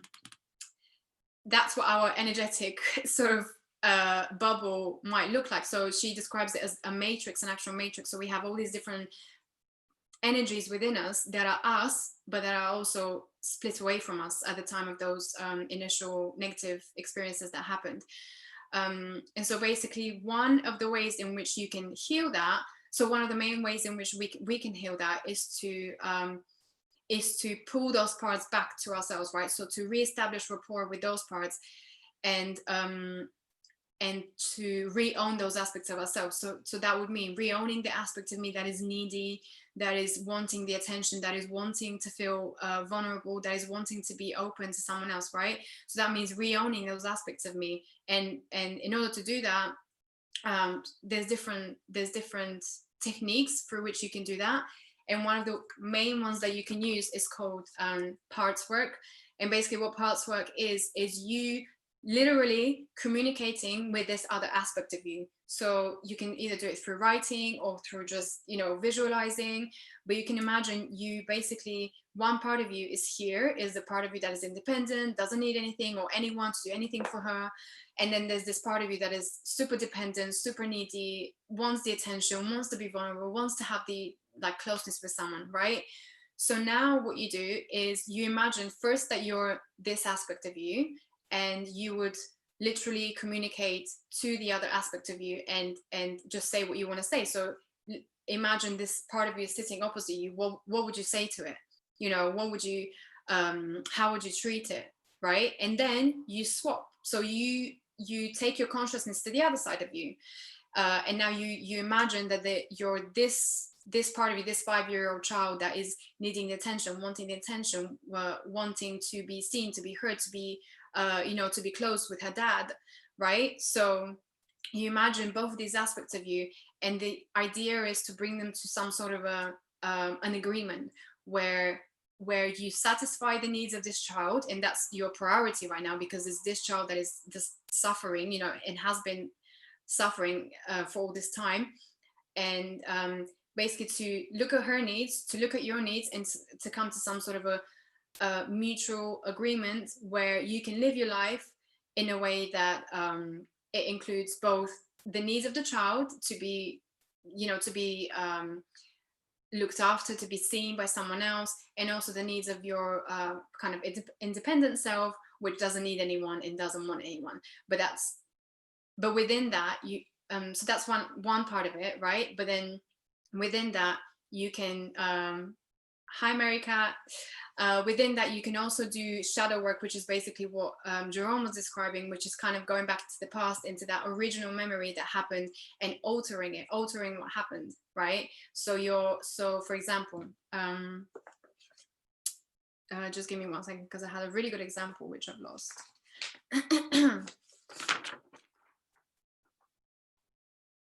Okay. Oh, actually, I have a perfect example, and that happened to me yesterday. As in, I did the healing on it yesterday. It took me that long, 31 years. Okay. Okay. So one example of, say, so this is called, this is, from what I know, it's called the completion process, in terms of what I've seen from the work of Teal Swan. And that's what basically I've been kind of practicing. I've practiced other techniques, which I'll go into a little bit later, but that's the main one that I've used. And what happens with this technique is you tune into yourself. So at the time you are triggered. So for example, when you were watching Lynda, she was talking about her experience of being, in the shop, and the people pointing to their face about the mask and why she's not wearing the mask. So that's a trigger, right? So you can describe that as a trigger because it made her feel negative. It brought up this negative emotion from her that related to some sort of past situation from her childhood. So the best way to do this sort of shadow work is to use those triggers. So at the time you feel triggered, at the time you feel this negative emotion arise within you, as a basically you use that as a rope to take you down, to take you back to that part of you that is the original cause of the trauma, of that negative experience that caused this splitting to happen in the first place. I hope that makes sense. But anyway, I'll just describe it for you. Okay, so yesterday I wanted to have a bubble bath, and I haven't had one in a long time, and I really wanted to have one. I was like, okay, I'm gonna have one. So I got the water running while I was still cleaning and doing everything, all the housework. And when I got into the water, so basically the plug that we have for the bathtub, it's not very good. So sometimes the water continues to kind of seep through, right? So the water in the bathtub is starting to slowly go down. So by the time I got into the bath, the water, I know it's such a silly example, but anyway, just stick with me. What happened was the water starts to go down, right? And I was like, oh man, I don't have enough time now to enjoy the bath because the water's already going down. I know I could have obviously topped it up, I know that, but I started to get really annoyed, right, with the fact that the water was now running low. And this annoyance turned into frustration. And then this frustration turned into panic. And I was almost like, I want to enjoy my bath. But, and I started to get this almost like this feeling of, oh my God, I don't have enough time to enjoy my bath because I have all these other things that I need to do, right? So there was this panic that arose within me of just not having enough time. That was the trigger for me, not having enough time, right? And through a lot of times in my life, I often get into this situation where I'm kind of having to rush, and this feeling of I don't have time, I don't have enough time, oh my God, I'm gonna be late, or it's like this feeling of, oh my God, I don't have enough time. It's like been a trigger for me for a long time, right? And so this when this started happening, I realized what was happening. I realized that this was triggering something within me, and I knew it straight away because it happens a lot of the time, and I've been ignoring it because I didn't want to deal with it. I didn't want to do the shadow work because I was like, no, I'll do it the next time. And then this time I thought, no, I'm actually gonna deal with it now. I'm gonna see where this is coming from, right? So what I did is, instead of topping up my water, which any normal person would have done, of course, I just let it, I just let the water kind of continue to go low. And then I just imagined, I just allowed myself to go into this trigger. So my heart was beating really fast, and I was kind of like, oh my God, I don't have enough time to enjoy this, right? And what happened was, as I allowed myself to fully feel this feeling, and this almost like a panic of just running out of time, basically, I started to get a lot of physical reactions from it. So my heart was palpitating, my breath was kind of like, fast. It was like kind of almost like Jesus Christ, it's just a bath, calm down. But anyway, so I allowed myself to feel it. And then so when you allow yourself to feel it, you have to basically stay with this emotion, right? You have to really allow this emotion to take over, almost like a drug. So imagine you just injected yourself with some sort of a drug, and it's like, imagine this feeling of this drug basically completely taking over your whole body. That's what you want to go for when you're doing the shadow work, when you're allowing yourself to completely feel this negative emotion, right? You have to allow it to completely take over your whole body. No resistance, you just let it take over, right? And once you do that for a certain amount of time, you will see that after a while it starts to dissipate, right? So it kind of goes from 10, 10 out of 10 in terms of how potent this energy is right now, how potent this sort of negative experiences in your body right now.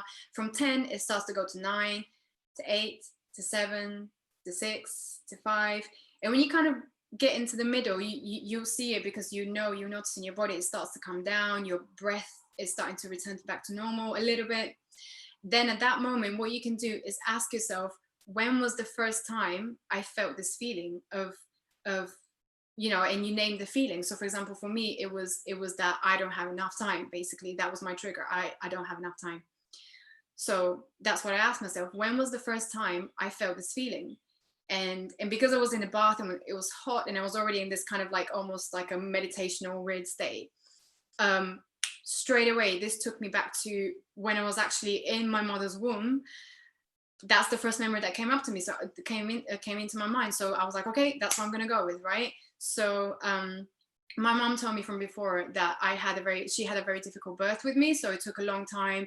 I got stuck in the canal, and then she had to end up having a C-section with me. So, and I think overall it was about 24 hours, the whole birth, right? So you can imagine the whole process for my mom and for the baby was so stressful, right? And then so that took me instantly back to that memory. And I don't want to say memory like as if I remember everything, because I don't, but it was the feeling that I remembered. It was this feeling that was like of this constriction and like being stuck. So I felt this feeling of being stuck from my chest upwards. I felt this feeling of feeling like I can't breathe, and it was like when you taking really deep breaths, and it was that sort of feeling. And I basically went into that. So that was the feeling that I got. And when I questioned it, where is this coming from, instantly I had the image of me being in my mother's womb, and in the birth canal, and trying to basically get through, right? So at this point, when you see that you have a sense of where this memory or trauma might be coming from, now that you've kind of pinpointed it, what you can do is, the first thing you need to do, which is the most important thing to do, is to validate the feelings or the emotions or the experiences of that part of you that is experiencing or going through that trauma, is to validate its feeling fully and completely, right? So for me, normally, if you were speaking to your child self, which was if it was like 5 to 6, 7 years old, you could say to it, you have every right to feel this way. What you're feeling right now is completely normal, right? So you allow yourself to experience the feeling. So you allow the actual feeling to pass through almost. So you allow yourself to experience it. And then once you experience the feeling, your adult self walks into the situation. And now you can actually start to communicate with your childhood self, with that part of you which is experienced that original trauma, and you can actually communicate with it, and you can now validate its feelings. And the first thing you need to do is validate your feelings, because that's the one thing that our parents didn't do, or most of our parents didn't do, when we were experiencing some sort of a negative. Yeah, exactly, your body doesn't lie, right? So you listen to your body and the experiences that you're having. And the most important thing that we need to do is to validate the feelings of the child, of our childhood self, that is, whatever it's feeling, it has every right to feel this way, that it's not wrong to feel this way, it's not imagining things, it has every right to feel this way, because it is experiencing what it's experiencing. So you can't take away that experience from the child, right? Because it's happened. So what you have to do as your adult self in the situation is to validate the experience, to validate the feelings of your child self, and to basically be there and to comfort it, and to kind of just be there and say whatever it is that you want to say. So for example, you can say, You have every right to feel this way. Every child in your shoes would feel this way if they just went through what you just went through. So in my case, it was a baby, so I couldn't exactly speak to it, but I did try to basically send it love and comfort it and say, it's okay, you're safe, you're safe, you know, you're safe. And I kept saying, you're safe, you're safe.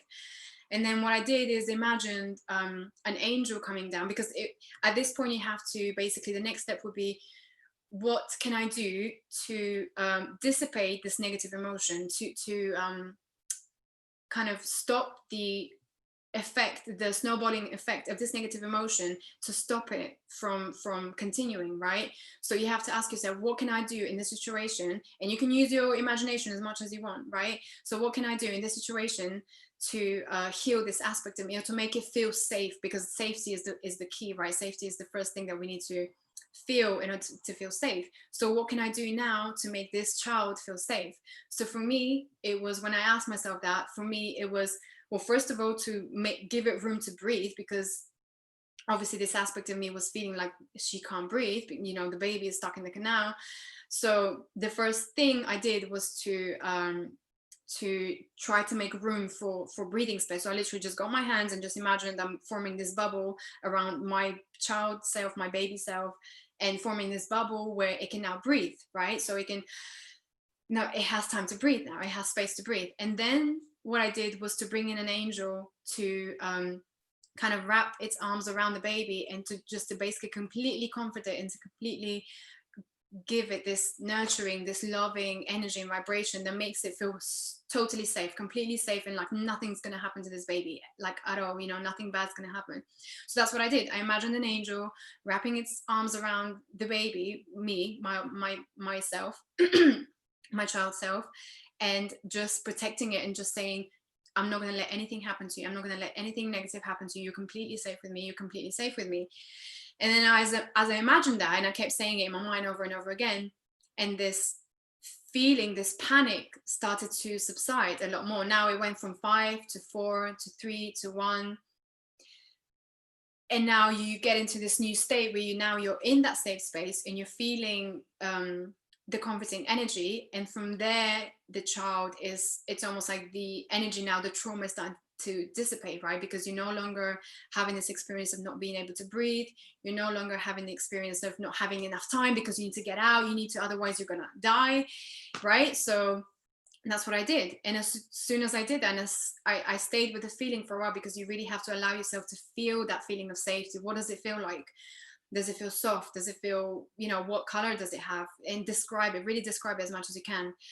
And basically that's what I did. And after a while, after I stuck with that feeling in that image, literally just, I imagined that, I visualized that happening, and this angel kind of cradling the baby in its arms. I stuck with it, and after a while, the whole feeling just dissipated. And then I was like, oh, okay, that felt good. And I stuck with it for a while, just to make sure that it's not, I haven't just gone in there and it's going to go back to its normal self, but I actually made sure that the feeling stays the way that it is. So it now stays as this safety feeling, right? And then after a while, I just came out of the visualization and I felt completely fine. So that's basically it. Sorry if that was a long story and a weird one, but that was because it was the most recent one, and it really had affected me for a long time, because I always have this feeling, I've always had this feeling of like rush, oh my God, I don't have enough time, and this will create so much panic in me. So yeah, that was basically it. So that's one way of doing it. So that's called shadow work. You can call it shadow work, completion process, childhood trauma release, anything like that.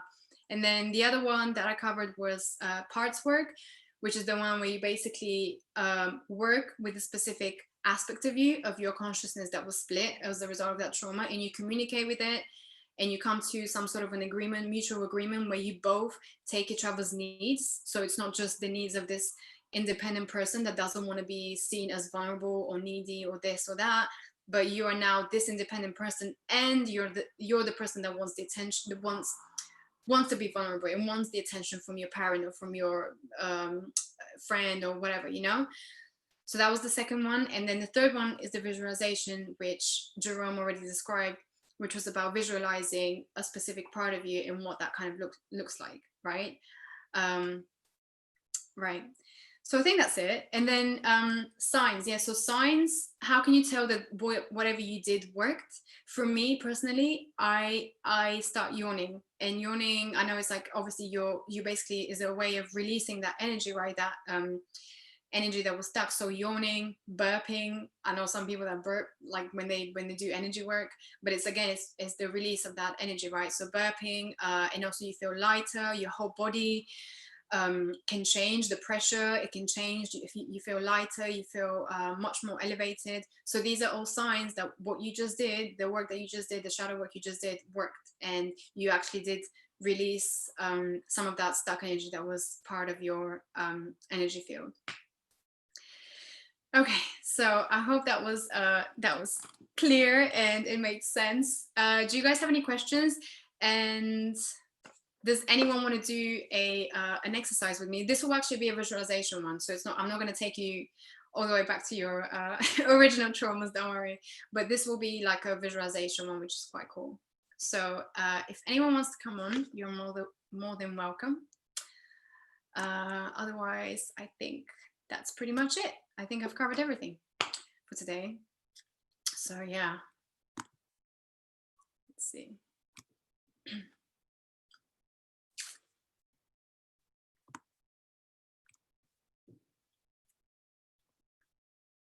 Let's see some of the comments. I hope that was clear, guys. Let me know if it doesn't make sense, because I know I went through it quite quickly. But yeah, in my mind, it's just like,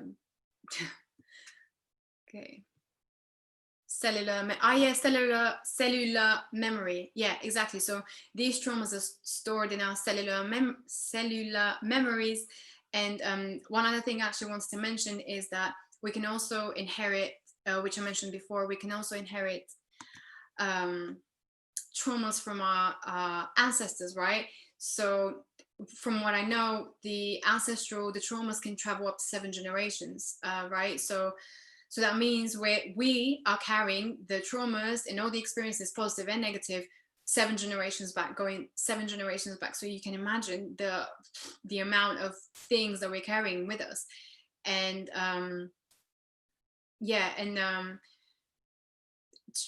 yeah, so if you, one thing I think, if you do the shadow work, this automatically, if you have an ancestral trauma that is also related to that sort of to that trauma that you experienced, then as well as healing your own trauma, you're also healing the trauma of your ancestors who experienced a similar trauma like that. And often that's what happens, because these traumas are passed down to the new generation, right? So we're triggered into this new experience, and basically you now so you heal it, but you're also automatically healing all of your 7 generations back. Going 7 generations back, you've just healed that sort of trauma that people before you have experienced. One interesting thing that I did once, which was to do with ancestors, was I wanted to find out the relationship dynamic within my family, sort of my ancestors, because I know there was a lot of abuse within the relationships in my sort of previous generations. And I really wanted to find out if I'm carrying some of this negative stuff, right? Well, I knew I am, but I wanted to kind of find out exactly what it was. So one day I kind of got into meditation, and I asked to connect with my ancestors, with my ancestral lineage from my mother's side, from my father's side. And this is something I learned in classes with one of my teachers called Natalia. She specializes in ancestral healing, and her work is really incredible in terms of just the whole understanding of how exactly ancestors can affect us positively and negatively. And she has an amazing book called the Ancestral Lineage Tree or something. I can't remember right now, but I will paste the link to it in the description after the video. So do check it out if you're interested in ancestral healing as well. It's really fascinating. It's so complicated in terms of how much our ancestors affect us. So anyway, so one day I sat down and I wanted to kind of explore the whole relationship dynamic and anything negative that was kind of affecting me in my life in terms of relationships, in terms of, you know, the dynamic between the masculine and the feminine. And then I sat down, and in a meditation, I asked, basically the first thing I did was to ask for my, the ancestral side from my mother's side, the ancestral lineage from my mother's side to come through. And so what I imagined is literally on my left side, I just imagined all of these women and men kind of lining up themselves behind me, you know, going back to 7 generations back. And so I literally just imagined everyone coming down and kind of envisioning that, right? So I sat with that for a while, and I tried to see how the energy makes me feel. And then I asked, where is the negative feelings within me coming from that side of my lineage tree? You know, where are those negative traumas or emotions coming from? Are they coming from your side? And if they are, then please show me, right? So within me, literally within the second of me saying that, I began to feel, so from my mother's side, I began to feel pulsation in my throat and pulsation in my solar plexus. Now, to me, instantly, for me, that meant that one, the throat, that means they were being suppressed. So women especially were being suppressed from speaking out their truth, and also their power was being taken away, because your power, like your solar plexus, is kind of your power point, right? It's how you project yourself to others, is your self-esteem, your confidence. So instantly, for me, that meant that within my mother's side of the family, and my mom comes from Turkey, so the whole lineage is basically from Turkey, you know, the Muslim side. And basically I felt things in my throat, like a blockage in my throat and a blockage in my solar plexus. So for me, instantly that meant that they were being suppressed, that the women's power was taken away. I sensed a lot of abuse as well. Yeah, it was quite bad, because I actually felt it very physically, very viscerally. So it was this sense of just feeling the suppression and feeling being in fear, in this state of fear, right? So that's what I felt, and I felt it very physically. And then I was like, okay, so this dynamic comes from my mother's side. And then I did the same thing with my father's side, and I asked my father's side, the lineage tree, the ancestors from my father's side to come through. And again, I imagined them all kind of coming through and lining up behind me, behind my right side, because the right side is the masculine side, right? And then this time I felt really, really strong pain within my in my stomach, in my sort of lower stomach. And instantly, within that split second, I knew, it's almost like this knowing that came through, that there were a lot of miscarriages, right? So they had a lot of miscarriages from my father's side. That was very of course, that was very traumatic for the women and both for the men. But of course, you know, you can see how this might have created resentment within the relationships between the men and the women within my father's side. So instantly I knew that there were a lot of miscarriages that happened, and as a result, the women had a lot of resentment towards pregnancies, towards men, towards this whole relationship dynamic, right? So then when I felt this, and this was the first time I felt I've had a meditation where it was so physically strong. So I started to feel sick. So it was so strong, the energy coming from both of these sides. It was so strong that I actually had to go to the toilet, because I thought I was going to throw up. So it was so strong. So you can imagine this energy, you know, when you're, I guess, because I was communicating with them, or with the energies, with the traumas that happened. And it's like my body was just activated. It was just like triggered in that moment. And then I felt this energy really strongly within me, this resentment, this, you know, the sickness, from the miscarriages being suppressed. I felt this huge block around my throat, like someone was literally had their hands around my throat.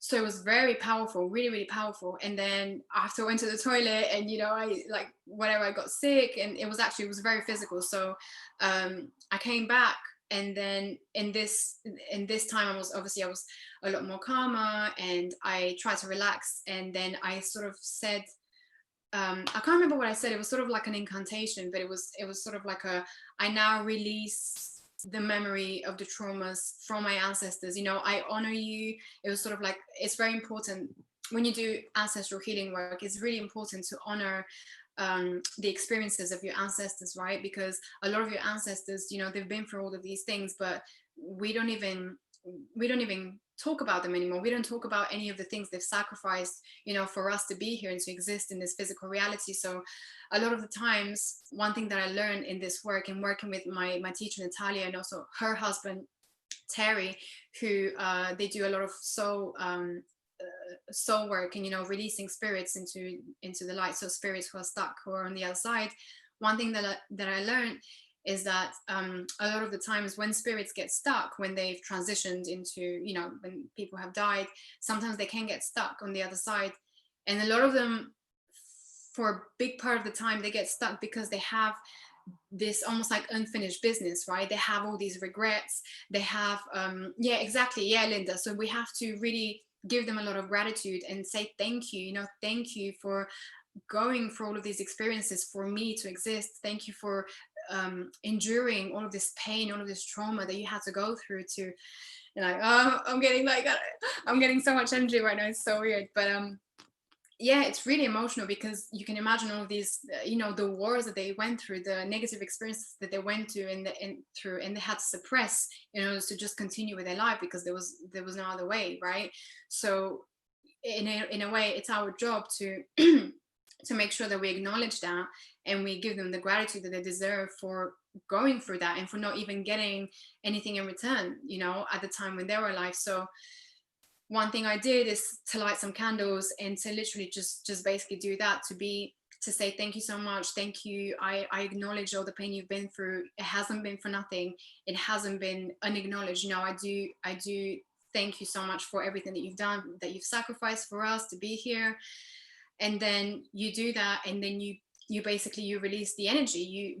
Just through doing that, you're already the energy is being released, is being dissipated, because there's that trauma that is like not acknowledged, right? So by us giving it that attention, we're literally shining this light. We're shining our light into this situation, into this memory, this negative memory, and we are almost like cleaning it up. We're unclogging this stuff that was just stuck there, using our light, our consciousness. And just through doing that, you'll see that you start to feel a lot lighter, and you start to get things like, you start to feel touches on you. I started to feel touches on my arm, like as if, my ancestors were kind of like, well done, thank you, for acknowledging everything I went through. And then you can say something like, I now release this negative memory from my family, from my family lineage, going all the way back to old generations. You can say something, and with that belief that it's actually working, it will, you will release the energy. It will work. So obviously different words, you can use different words, different things work for different people. But the one that I used was pretty much like that. I acknowledged it. I acknowledged their pain. I acknowledged everything they've been through. I thank them for it. I thank them for everything they've given us and everything they've sacrificed for us. And then I basically just release this energy just by saying, I now release this energy. I clear, delete, transmute, transform all the negative energy that is related to this trauma of XYZ. And in my case, it was to do with the miscarriages, of being disempowered, of being suppressed in communicating and expressing yourself. So that's basically what I said. I release this energy of being suppressed, of being of going through the trauma of miscarriage, of going through the trauma of loss. I now release and clear this energy, and that's it. And then you thank your guides and everyone who was there to support you through that whole process. And that's pretty much it. Yeah, so that was my part. Okay, let's see what you guys, okay, let me have a drink because I think I explained too much.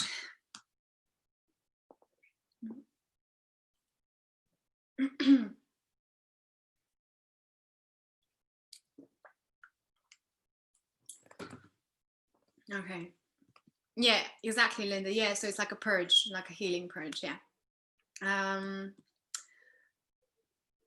Carrying the torch. Yeah, exactly. So we're like the new generations that are carrying that torch, right? And we have to make sure that that torch is clean and it's not kind of obstructed by all of these past negative emotions that happened in the past generations, and that we basically clear them. So yeah, that's pretty much it. Okay, I hope this was clear and helpful and useful. Again, again, this was my part, and I have actually wanted to talk about this stuff for quite some time, because I myself went through this sort of, I guess, spiritual bypassing, where a lot of the time I thought I was dealing with these emotions and experiences which were kind of stuck in my field, but I actually wasn't. So it's really important that when we do the spiritual work, or whatever work it is that you're doing, you are really going deep and down into those parts of you that are keeping you stuck and keeping you in those loops of just negative patterns over and over again, right? And it's not until we really confront those parts that we can really be free of them.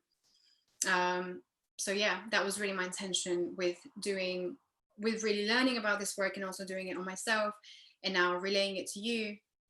And yeah, I hope that was helpful. Let me see if there's anything else. No, I think that's it. Yeah, that's pretty much it. Okay, guys, thank you so much for being here today. Thank you so much for your support. And yeah, for all of you who are interested in checking out Andrew Weston's channel, who I'm basically today covering for in a way, definitely check it out. I'm going to paste the link below in the description.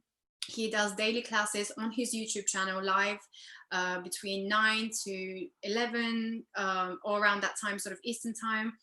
And he speaks about everything from galactic stuff to energy stuff to non-physical reality to dark to light, how everything works on our planet, why everything is the way that it is, what we're going through right now, how we can get out of it, why it's so important to stick with the light and to stay out of the past, to stay out of the dark formations, which he calls, and which can form all sorts of negative experiences.